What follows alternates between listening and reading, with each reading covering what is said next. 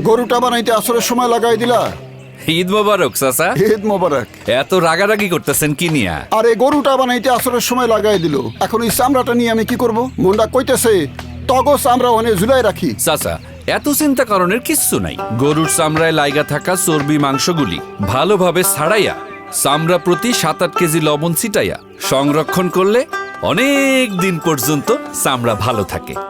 এই তাড়াতাড়ি যা তো, চামড়াটা ক্লিন করে দে তো। আমি এখনই যাইতেছি লবণ কিনা আনতে। সবই তো বুঝলাম, কিন্তু চামড়া রাখবো কই? সেইটা নিয়েও আপনার চিন্তা করণের কোনো কারণ নাই। আমরা গ্রামের কয়েকজন মিলা চামড়া সংরক্ষণের জন্য একটা ঘর বানাইছি। চলো। কোনো পরিত্যক্ত বা অব্যবহৃত ঘর অথবা প্রয়োজনে অস্থায়ী দোচালা ঘর বানিয়ে মাঝখানে ঢিবির মতো উঁচু স্থানে চামড়া পরিষ্কার করে লবণ লাগিয়ে স্তরে স্তরে সাজিয়ে সংরক্ষণ করুন। বাহ, দুশ্চিন্তা শেষ।